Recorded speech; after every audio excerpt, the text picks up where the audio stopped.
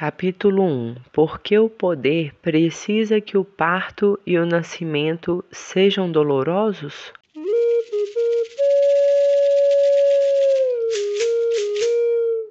Por que o poder se incomoda com a sexualidade feminina? Por que é preciso que o parto e o nascimento sejam dolorosos e como conseguiram que fosse assim? A resposta é: pela qualidade específica da libido materna e sua função na vida humana autorregulada, tanto no desenvolvimento individual de cada pessoa, como nas relações sociais, na formação social. Vamos tentar analisar mais devagar. As produções libidinais ocorrem, em geral, para a autorregulação da vida e para sua conservação. A sensação de bem-estar produzida por suas liberações e acasalamentos é o guia, como antigamente a estrela polar era o guia dos navegantes, de que tudo está funcionando harmonicamente, de que tudo vai bem.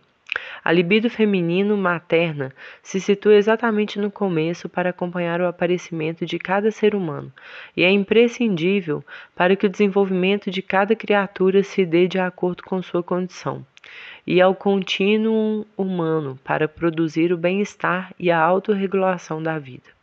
Em todos os mamíferos existe uma marca ou atração da mãe em relação a seu filhote, que permanece psicossomaticamente impressa, mas a espécie humana, uma vez que somos uma espécie neotécnica com um prolongado período de estrogestação e não apenas de criação, essa marca ou impressão é feita com enorme produção libidinal para sustentar todo esse período de interdependência. Como disse Balint, trata-se de um estado de simbiose e não de uma série de acoplamentos pontuais entre mãe e criança que necessariamente implica a maior catexia libidinal de toda a nossa vida. Essa catexia libidinal, especialmente forte para contrapor-se ao fenômeno neotécnico e garantir a sobrevivência, explica o fato de que as mulheres foram as primeiras artesãs e agricultoras, e a origem da civilização humana, segundo informa o campo da antropologia. Porque a qualidade específica da libido materna é o tornar-se perdidamente apaixonada por cuidar da pequena criatura, que é, por outro lado, quem a induziu. Paixão por alimentá-la, protegê-la de intempéries, do frio e das secas, para dar bem-estar a ela. Essa paixão deu asas à imaginação e à criatividade das mulheres para colher, fiar, fazer abrigos, conservar e temperar alimentos, fazer vasos com barro, etc. O cuidado da criatura se transforma na prioridade absoluta da mãe, e ao seu lado, o interesse pelas outras coisas desaparece. É a mesma condição, a qualidade do desejo e da emoção materna, que para esse cuidado da vida parte dos corpos maternos. Qualquer invenção de amor espiritual não passa de uma cópia ruim, um pálido reflexo da intensidade da paixão e da identificação absoluta do corpo a corpo mãe-filho. E essa qualidade específica da libido materna não é uma causalidade nem uma arbitrariedade. O corpo materno durante a esterogestação é nosso ponto de união com o resto do mundo desde o começo, porque a partir desse estado de simbiose é possível reconhecer nossos desejos e necessidades, uma vez que esse estado potencializa as faculdades e energias necessárias para satisfazê-las. Entretanto, nossa sociedade atual nada tem a ver com a vida humana autorregulada. Há mais ou menos 5.000 anos, segundo as evidências, vivemos em uma sociedade que não está preparada para oferecer bem-estar a seus componentes, mas para realizar o poder. E por isso, o poder perturba a sexualidade da mulher, os corpos de mulheres que exalam libido maternal. Isso porque uma sociedade com corpos femininos produtores de libido materna é incompatível com todo o processo cotidiano de repressão que implica a educação de crianças nessa sociedade. A socialização patriarcal exige que a pessoa seja criada em um estado de necessidade e de medo.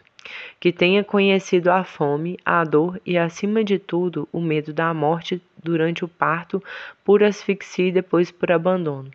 Medo este que psicossomaticamente sente qualquer filhote de mamífero quando a simbiose é interrompida. Por isso, a sociedade patriarcal tem se ocupado ao longo dos milênios de acabar com a simbiose mãe-filho. Michel Odent. Para que assim que nasça, a pessoa se encontre em meio a um deserto afetivo, da asepsia libidinal e das carências físicas que acompanham a ruptura da simbiose, para as quais seu corpo não estava preparado. A partir desse estado, que é o oposto ao da simbiose, é organizada sua sobrevivência em troca de sua submissão às normas previstas pela sociedade adulta, em troca de ser um bom menino, ou seja, que não chora nem se estiver sozinho no berço, que come o que a autoridade competente manda e não o que a sabedoria de seu organismo exige, que dorme quando convém à nossa autoridade e não quando o sono vem, que ponha fim aos próprios desejos para, antes de qualquer coisa, obter uma aceitação própria da existência que foi questionada com a destruição da simbiose, agradando aos adultos e a nossas descabidas condutas, submetendo-se inocentemente a nosso poder fático, são blindadas, automatizadas e assumem as condutas convenientes a essa sociedade de realização do poder. Chama-se dinheiro. Assim começa a perda da sabedoria filogenética de 3.600 milhões de anos e a blindagem psicossomática. Ou seja, a espiral da carência, medo de precisar, medo do abandono, medo da morte, reagimos com a espiral do pranto, resignação, blindagem, submissão. A blindagem tem dois aspectos básicos. A resignação diante do próprio sofrimento, condição emocional para a submissão. E 2, a insensibilidade diante do sofrimento alheio, condição emocional para exercer o poder. Ou seja, para sobreviver neste mundo é preciso congelar a sensibilidade emocional específica das relações de ajuda mútua na vida humana autocontrolada. Perda da inocência, perda da confiança, uma vez que não existe reciprocidade, um congelamento e uma blindagem necessárias para lutar, competir e se impor em relação ao seguinte: na guerra de conquista de posições, de subir os degraus, de expoliação e de monopólio. Pois ainda que só queiramos sobreviver neste mundo, para não precisar é preciso possuir, e para possuir é preciso de alguma maneira roubar e devastar. E para devastar e roubar é preciso ser capaz de praticar a violência contra nossos irmãos e irmãs. Para conseguir essa blindagem psicossomática em cada pessoa, homem ou mulher, e o aprendizado dos comportamentos e das estratégias fratricidas e hierárquico-expansivas da realização do poder, o que, com eufemismo, se chama educação, são necessários corpos de mulheres para gerar e parir sem desenvolvimento sexual e da libido. A repressão do estigma e a proibição de mimar e agradar às crias estão, por exemplo, expostas claramente em diversos textos bíblicos. Mime seu filho e verá o que te espera. Endireite o pepino enquanto ainda é pequenino. A revolta contra o pai é castigada, no Antigo e no Novo Testamento, com a pena de morte. Vejamos a função da libido materna a partir da perspectiva das relações sociais. Em 1861, Bachofen escreveu um livro no qual explica, com base diretamente em alguns autores da Grécia Antiga, a qualidade e a função social e civilizadora da libido maternal nas primeiras sociedades humanas, o que agora a antropologia, com a nova contribuição da revolução arqueológica, está confirmando. Bachofen disse que a fraternidade, a paz, a harmonia e o bem-estar daquelas sociedades do chamado Neolítico, na velha Europa, procediam dos corpos maternos, do maternal, do mundo das mães, não de uma religião das deusas, nem de uma organização política ou social matriarcal, mas dos corpos maternos. É como dizer que aquela sociedade não provinha de ideias nem do mundo espiritual, mas da força emocional que fluía constituía dos corpos físicos e que organizava as relações humanas em função do bem-estar, e de onde saíam as energias que articulavam os esforços para cuidar da vida humana. Essa articulação das relações humanas, desde o maternal, é explicada pela antropóloga Martha Moyer. O primeiro vínculo social estável da espécie humana foi o conjunto de laços que unem uma mulher a um filho a quem ela dá à luz. O vínculo original didático mãe-filho se expande quando outras mulheres se unem para se ajudar na tarefa comum de dar e conservar a vida, unidas por uma mesma experiência, formando o que essa autora chama de ginecogrupo. O ginecogrupo, o vínculo mais importante para o uterino, o ter compartilhado o mesmo útero e os mesmos peitos. Essa é a origem do conceito da fraternidade humana, que se afastou de suas raízes físicas e se elevou ao sobrenatural para corrompê-lo e prostituí-lo. O vínculo uterino entre o homem e uma mulher era algo fundamental para a reprodução das gerações em uma sociedade com sistema de identidade grupal, horizontal e não hierarquizada, sem conceito de propriedade nem linhagem individual vertical, ou seja, com consciência de reprodução grupal. Certamente ainda existem aldeias nos cantos perdidos pelo mundo que continuam funcionando desse modo. A díade mãe e filho e o desdobramento da libido materna nos ginecogrupos criava o que Moya chamava de a teia do tecido social, sobre o qual se cruzavam a atividade do homem, a trama. Esse encaixe de rede e trama resultava nesse tecido social de relações harmônicas, pelo qual pode transcorrer a libido autorreguladora sem bloqueios nem travas, um campo social perdido pelo desejo que produz a abundância e não a carência. A arqueologia confirmou as relações harmônicas entre os sexos e entre as gerações daquelas sociedades. Não estamos falando de teorias abstratas, estamos nos referindo a civilizações humanas como as mencionadas da denominada Velha Europa, geograficamente localizadas na Europa Oriental, do sul da Polônia até as ilhas de Egeu, algumas das quais remontam ao 7º milênio a.C. Por outro lado, o tipo de sociedade escravista que as ondas de pastores seminômades indo-europeus que começaram a assolar as antigas aldeias e cidades matrifocais a partir de 4000 a.C. conseguiram impor primeiro esporadicamente. Não buscava o bem-estar e a harmonia, mas a dominação para extrair, monopolizar e acumular as produções da vida. Ou seja, criar poder a qualquer preço, com toda a violência necessária e com as infrações da autorregulação da vida que seus objetivos exigiam, com o propósito de sedimentar seu poder nessa vida humana autocontrolada. Para isso, para destruir, lutar, conquistar, matar, explorar e monopolizar, exige-se uma formação social distinta da criada para o bem-estar e para a conservação da vida partindo do maternal. Um grupo de guerreiros, líderes de guerreiros, de linhagens de guerreiros, escravos e líderes de escravos, linhas de comando, mulheres disciplinadas e dispostas a monopolizar e adestrar pessoas, ou seja, trocar a maternidade pela construção das linhagens verticais, organizar a criação desses futuros guerreiros dispostos a matar e escravos dispostos a dedicar a vida a trabalhar para seus amos. Mulheres instruídas para instruir suas filhas a negar seus desejos, para realizar seus úteros e fazer a mesma coisa que elas.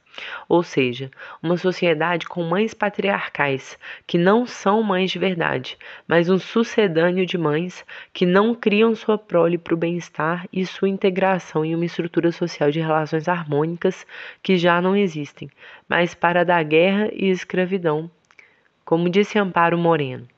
Sem uma mãe patriarcal que inculque nos filhos o que não deve ser desde muito pequenos, que bloqueie sua capacidade erótico-vital e a canalize para o que deve ser, não poderia agir a lei do pai que simboliza e desenvolve de uma forma mais minuciosa o que deve ser. Então, a destruição do maternal não apenas destrói algo básico no desenvolvimento físico e psíquico de cada criatura, mas também e correspondentemente o básico de nossa condição social e nossa sociedade. Aqui não temos tempo para aprofundar sobre isso. Ao longo de 3.000 anos, ocorreram guerras de destruição das cidades pacíficas e das aldeias matrifocais, durante as quais foram exterminadas gerações inteiras de homens que as protegeram com suas vidas. Guerras durante as quais foram escravizadas gerações de mulheres que viviam plenamente sua sexualidade e pariam com prazer. Gerações com as quais desapareceu a paz na terra, como a expressão de Bachofém, porque com elas desapareceu a estrutura social, o espaço e o tempo nos quais a verdadeira maternidade é possível.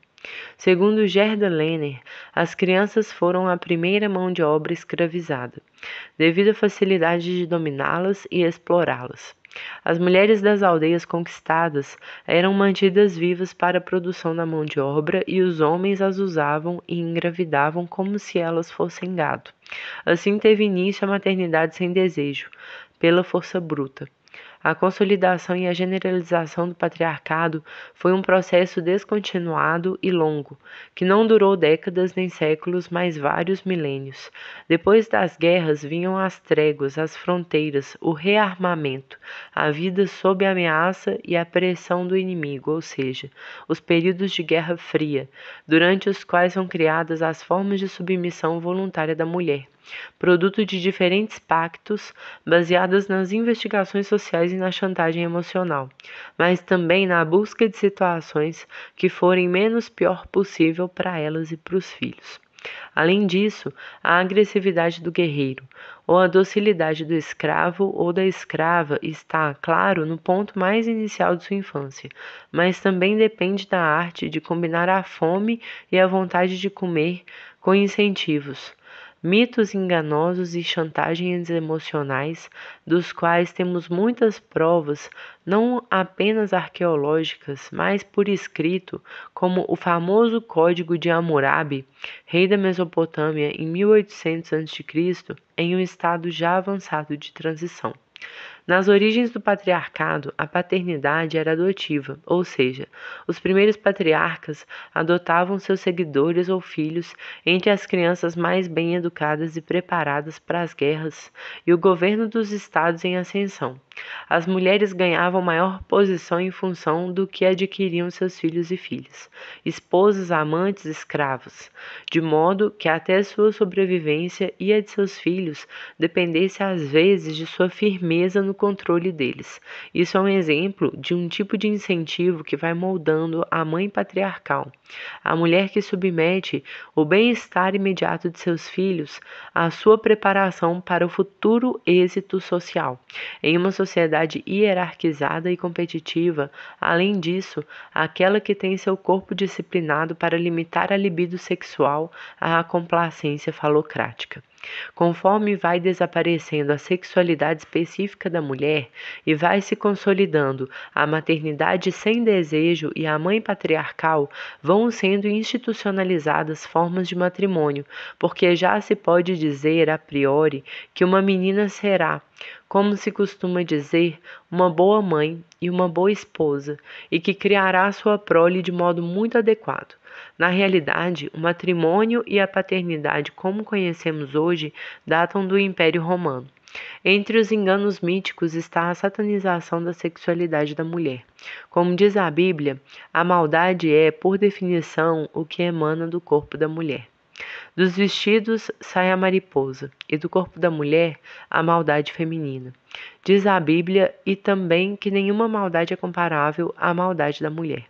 A mulher tem que sentir vergonha de seu corpo, inclusive, diante de seu marido, deve se cobrir de véus, considerar-se impura.